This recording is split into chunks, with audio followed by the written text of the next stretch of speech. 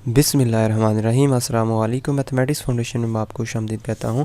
पिछली वीडियो में हमने डिस्कस किया था बेसिस थ्योरम के बारे में, कुछ एग्जांपल्स की थी, और इस वीडियो में हम देखेंगे डायमेंशन ऑफ वेक्टर स्पेस क्या होती है, इसकी एक दो एग्जांपल देखेंगे और एक इम्पॉर्टेंट थ्योरम करेंगे जो इस डायमेंशन ऑफ वेक्टर स्पेस के मुतल्लिक है। तो सबसे पहले इसकी डेफिनेशन देखते हैं कि डायमेंशन ऑफ वेक्टर स्पेस का क्या मतलब है। तो मैं एग्जांपल्स के जरिए आपको समझाता हूँ कि इसकी डेफिनेशन क्या है। सपोज करते हैं ये हमारे पास एक सेट है 0 1, ठीक है, और ये सेट है 1 0, और एक और सेट है, चलें इसको S1 का नाम दे देते हैं और इसको S2 का नाम देते हैं। 0 0 1, ठीक है, और 0 1 0 और 1 0 0, ठीक है। ये जो सेट है ये वाला, ये किसको जनरेट करता है? R2 स्पेस को जनरेट करता है या उसको स्पैन करता है। दूसरे अल्फाज में ये वाला सेट R3 को स्पैन करता है, ठीक है। अब गौर से देखें, इसके अंदर एलिमेंट्स की तादाद कितनी है? 2 तादाद है, तो इस R2 की डायमेंशन क्या होगी? 2, ठीक है। और इस R3 स्पेस के अंदर कितने एलिमेंट, इसके जो बेसिस है, ये इसकी बेसिस है, इसके अंदर कितने एलिमेंट्स हैं? 3 एलिमेंट हैं। तो इस वेक्टर स्पेस की जो डायमेंशन होगी वो क्या होगी? 3। इसको डिनोट किस तरह करते हैं कि dimension of R2 is equal to 2, ठीक है। जो स्पेस होगी उसको इधर लिखेंगे, dimension of R2 space is equal to 2, dimension of R3 space is equal to 3, ठीक है। तो डायमेंशन क्या है? जस्ट बेसिस के अंदर जितने एलिमेंट पाए जाएंगे उनकी तादाद को हम कहते हैं कि वो डायमेंशन है किसी वेक्टर स्पेस की। अब सपोज करते हैं कि P3 जो है, P3 ऐसी पॉलिनॉमियल की स्पेस है जिसके अंदर 3 डिग्री वाली इक्वेशनें पाए, जो पॉलिनॉमियल है वो पाई जाती हैं। ये स्पेस किस तरह की होगी? P3x इज़ इक्वल टू, इसमें ऐसी पॉलिनॉमियल पाई जाएंगी इस शक्ल की, ax³ plus bx² plus cx plus d, ठीक है। और ये ABC कहाँ से हैं? ABCD ये कहाँ से हैं? सेट ऑफ रियल नंबर से हैं।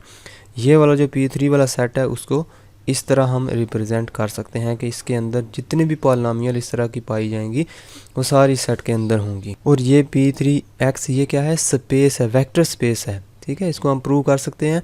शुरू वाली जो वीडियो 6.1 हमने की थी उसमें इस तरह का क्वेश्चन है था कि P3 वाली या P2 वाली जो इक्वेशन पॉलिनॉमियल है वो वेक्टर स्पेस बनाती हैं। तो इसका कोई भी बेसिस लेते हैं, जिस तरह हमने R3 का बेसिस लिया ना, ये R3 का बेसिस है और ये R2 का बेसिस है ये वाला, ठीक है। अब इसका बेसिस किस शक्ल का होगा? इसका बेसिस इस शक्ल का होगा, x³ x² x और 1, ठीक है।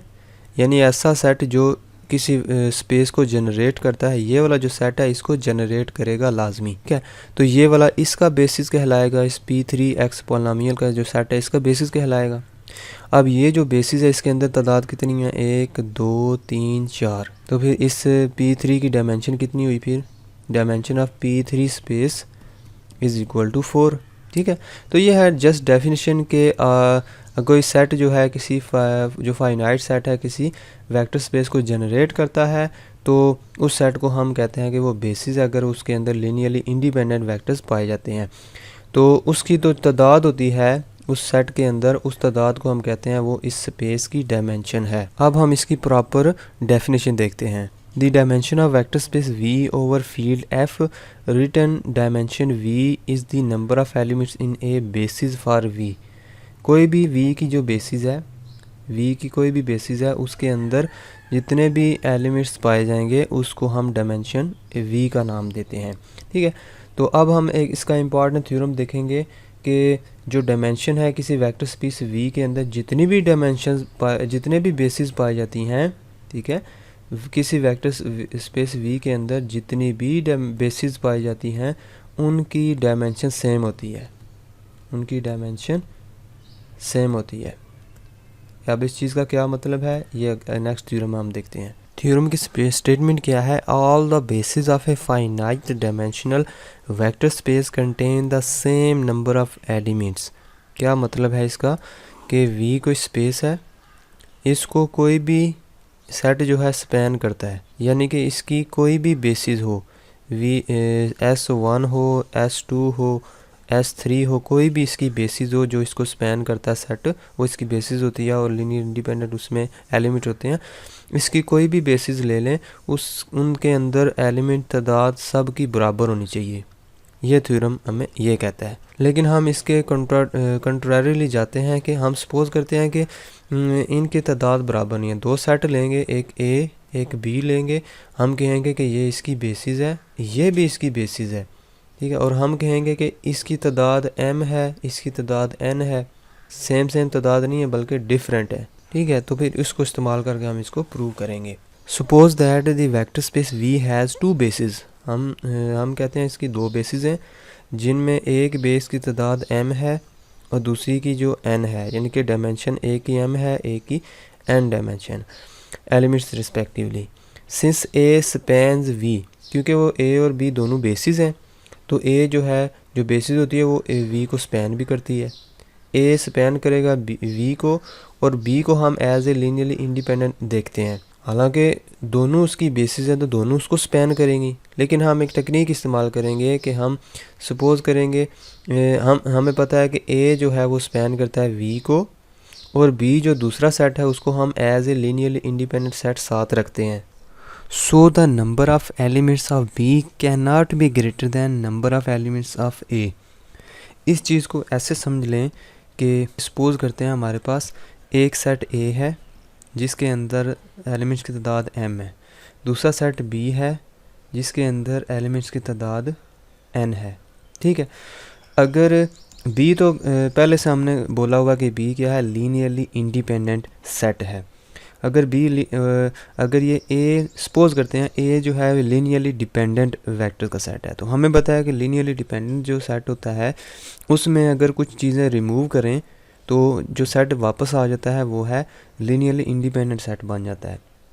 अब सपोज करते हैं a क्या है, लीनियरली डिपेंडेंट सेट है। अगर लीनियरली डिपेंडेंट सेट है तो इसका मतलब है m के अंदर, इसके अंदर जो तादाद होगी एलिमेंट की वो n से बड़ी होगी, क्योंकि b जो है वो लीनियरली इंडिपेंडेंट वेक्टर्स का सेट है। ये इसलिए हम लिख सकते हैं क्योंकि ये दोनों एक ही वेक्टर स्पेस को स्पैन करते हैं, तो हम ये लिख सकते हैं कि इसके अंदर जो तादाद होगी वो b वाले एलिमेंट से ज़्यादा होगी। लेकिन हमारे केस में a जो है ये लीनियरली डिपेंडेंट नहीं है, बल्कि a भी क्या है, लीनियरली इंडिपेंडेंट है। अगर a भी लीनियरली इंडिपेंडेंट है तो इस चीज़ का उलट हम लिख देंगे b बड़ा है n से। ये तब लिखते हैं जब a लीनियरली डिपेंडेंट हो, ठीक है, क्योंकि हमने पिछले कुछ क्वेश्चन में पढ़ा था कि सपोज करते हैं 1 2 3 4 एलिमेंट है इसके अंदर। अगर ये लीनियरली डिपेंडेंट सेट है तो हम इसमें से कुछ रिमूव करते हैं ना, सपोज करते हैं 4 इसमें से रिमूव कर देंगे तो 1 2 5 रह जाएगा, ठीक है।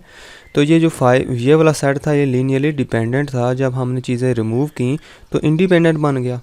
इसका मतलब है इसके अंदर जो तादाद है वो m थी इसके अंदर, तो वो n से बड़ी होगी फिर, ठीक है। लेकिन हमारे केस में ये वाला लीनियरली डिपेंडेंट नहीं है बल्कि लीनियरली इंडिपेंडेंट है। ये भी a भी लीनियरली इंडिपेंडेंट है क्योंकि दोनों क्या हैं, दोनों बेसिस हैं। अगर दोनों बेसिस हैं तो बेसिस के अंदर तो इंडिपेंडेंट वेक्टर्स होते हैं, तो इस चीज़ का हम उलट लिख देंगे। ये m बड़ा है n से, तो इसका उलट क्या होगा, m छोटा है या इक्वल है n से, तो इसका उलट ये लिख देंगे। अब इधर आ जाएं, ठीक है। इसका मतलब है ये जो चीज़ लिखी हुई है इसका मतलब है कि elements of b can not be greater than number of elements of a, ठीक है। तो इस चीज़ को हम लिख सकते हैं m इज़ लेस दैन और इक्वल टू n।